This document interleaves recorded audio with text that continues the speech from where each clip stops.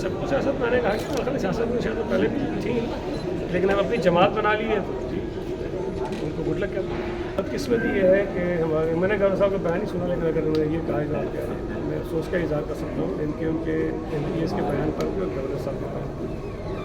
एक तो कम इल्मी है, मालूम कुछ नहीं है। मेरा उनको मशवरा होगा कि जब भी आपकी बयान दें तो पहले उसके मुताबिक मालूमात पूरी जोड़ें ताकि आप बेशर्मिंदगी की कभी संभालें। इसलिए कि जो SDA के मुलाजमीन SPCA में ज़िम्मेदार किए गए हैं उसका बैकग्राउंड ये है कि आपके इल्म है कि पहले ये कराची बिल्डिंग कंट्रोल अथॉरिटी हुआ करता था, फिर कुछ बरस पहले ये सिंध बिल्डिंग अथॉरिटी बना दिया गया और फिर इसकी जो जुरिस्डिक्शन है वो कराची से ख़त्म करके पूरे सूबे तक बना दी गई। तो पूरे सूबे सिंध में मुख्तलिफ इदारों के पास बिल्डिंग कंट्रोल के सेक्शन थे, ये काम करते थे। वो सेक्शन में सबके ख़त्म हो गए, SDA का सेक्शन भी ख़त्म हुआ और वो जो सारे काम थे, जिम्मेदारियाँ थी, वो SPCA के पास चली गई। होना तो ये चाहिए था कि उस वक्त तमाम इदारों के वो मुलाजिम जो बिल्डिंग कंट्रोल सेक्शन में काम कर रहे थे वो SDA में चले जाते, SPCA में चले जाते, लेकिन इस तरह हुआ नहीं। SDA ने ये इशू रेज़ किया, अभी नहीं किया, ये उस वक्त से करते आए हैं और कई मरतबा फैसले हुए, लेकिन इस पर किसी न किसी वजह से जो है बराबर नहीं हो सका।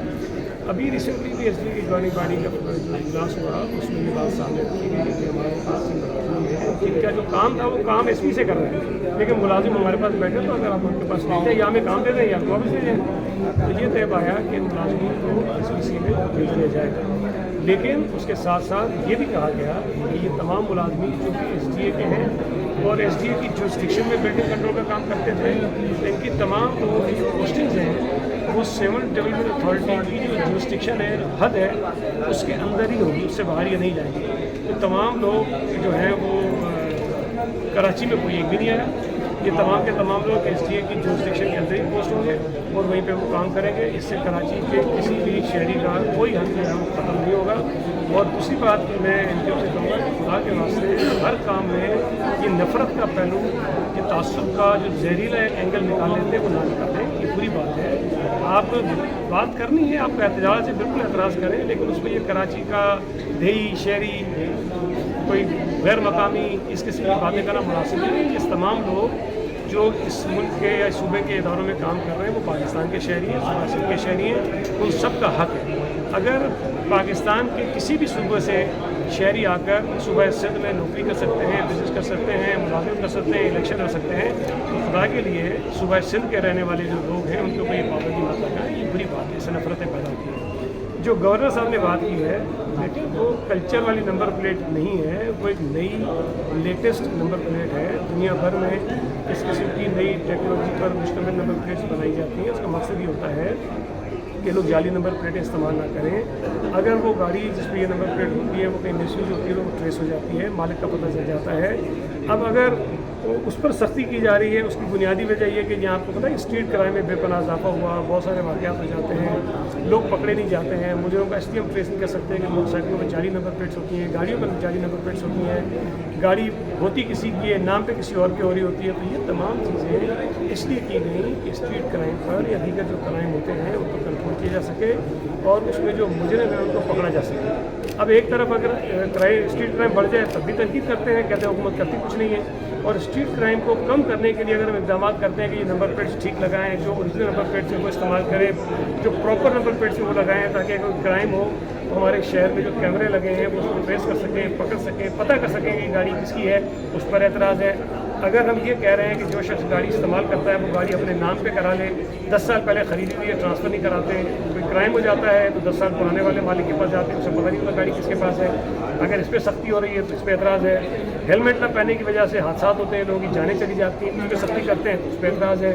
मुझे समझ में नहीं आता कि ये चाहते क्या है। या तो ये चाहते हैं कि लाकानून चलती रहे, कोई किसी से ना पूछे, उनकी अलग बात है, लेकिन अगर आप कानून की बाजारी चाहते हैं, कानून पर और दरामद चाहते हैं, तो ये आसान सी बात है कि लोग खुद से इस पर अमल करना शुरू कर दें, नंबर प्लेट लेना शुरू कर दें, लगाना शुरू कर दें, हेलमेट पहनना शुरू कर दें, गाड़ी अपने नाम पर ट्रांसफर करना शुरू कर दें। कोई किसी को तंग नहीं करेगा। इसके लिए वक्त दिया जाता है कि इस वक्त के अंदर लोग अपना ये काम कर लें। नहीं करते हैं तो सख्ती होती है और मेरा ये ख्याल है कि सख्ती होनी चाहिए। सख्ती इसलिए नहीं कि लोगों को जेलों में भेजें, गिरफ्तार कराएं, सख्ती इसलिए होती है कि इन कानून के जो तकाजे हैं उस पर अमल दरामद करें। ये बताइए, शायद मुझे मुल्क का तो नहीं पता, लेकिन सूबा सिंध का तो कम से कम शायद वो वाहिद शहर है جس کی تمام جو ڈسپوزل ہے، جو سیویج کا ہو، بارش کا ہو، پانی نکالنے کا، وہ پمپنگ اسٹیشنز پر، اس لیے کہ حیدرآباد کے نیچے ہے، وہ پانی پمپ کر کے نکالا جاتا ہے، گریویٹی پہ وہاں سے پانی نہیں نکلتا۔ اب اگر بجلی چلی جائے جب بارش ہو رہی ہو اور آپ کے وہ پمپنگ اسٹیشن جس کے ذریعے یہ پانی ڈرین آؤٹ کیا جاتا ہے وہ بند ہو جائے، اور اگر جنریٹرز پہ بھی چلایا جائے تو ظاہر ہے عام دنوں میں جب بارش نہیں ہوتی تو جو سیوریج کا پانی پمپ آؤٹ کیا جاتا ہے اس کے لیے جتنی ہمیں ضرورت ہوتی ہے پمپس کی چلانے کی، بارشوں کے دنوں میں اس سے زیادہ پمپس درکار ہوتے ہیں۔ لیکن جنریٹر پر آپ وہ جو ایکسٹرا پمپس دور کی بات ہے، جو نارمل روٹین میں پمپ چلتے ہیں آپ وہ بھی نہیں چلاتے۔ اس کی وجہ سے کرائسس پیدا ہوئے۔ حقیقت میں ہے کہ ہماری بجلی آج تک 100% جو ہے وہ بحال نہیں ہو سکی ہے، اور وہ جو کام ہم کرنا چاہ رہے تھے کہ ڈرین آؤٹ کریں پانی، تو نہیں کر سکے۔ ہم نے جنریٹرز بھی لگائے لیکن جنریٹر پھر ظاہر ہے کہ کتنے لگا سکتے تھے، ممکن نہیں تھا۔ اس کی وجہ سے مسائل پیدا ہوئے، ادروائز کوئی اور ایشو نہیں تھا، اور کافی سارے حیدرآباد کلیئر ہو گئے، کچھ علاقوں میں وہ بھی ہو جائے۔ ریحام خان پہلے بھی سیاست میں رہی ہیں، اب انہوں نے اپنی پارٹی بنا لی ہے، ان کو گڈ لک کہتے ہیں۔ سعید غنی MQM کے MPAs کم علمی کا شکار ہیں، انہیں کچھ معلوم ہی نہیں ہوتا اور وہ بیان دے دیتے ہیں۔ میرا MQM کے دوستوں کو مشورہ ہے کہ وہ کسی بھی بیان کو دینے سے قبل اس کی معلومات حاصل کر لیں تو انہیں شرمندگی کا سامنا نہ کرنا پڑے۔ SBCA سے قبل سے کراچی بلڈنگ کنٹرول اتھارٹی تھی، جو بعد میں صوبے بھر میں SBCA بنائی گئی تھی۔ اسی دوران تمام ڈیولپمنٹ اتھارٹیز میں بلڈنگ کنٹرول کے سیشن تھے جو SBCA بننے کے بعد ختم ہو گئے تھے۔ اسی طرح سہن ڈیولپمنٹ اتھارٹی میں جو بلڈنگ کنٹرول کا سیشن بھی ختم ہوا اور وہ ساری ذمہ داریاں SBCA کے پاس چلی گئی تھیں۔ ہونا تو اس وقت یہ چاہیے تھا کہ وہ تمام ملازمین جو مختلف اتھارٹیز کے بلڈنگ کنٹرول سیشن میں کام کر رہے تھے وہ SBCA میں ضم کر دیے جاتے، لیکن ایسا ہوا نہیں۔ SDA نے اس ایشو کو متعدد بار اٹھایا اور وہ اس کی ڈیمانڈ کرتے رہے کہ یہ ملازمین جو بلڈنگ کنٹرول اتھارٹی کے ہیں وہ اس وقت SDA میں ہیں، جبکہ اب وہاں یہ سیشن ہی نہیں ہے۔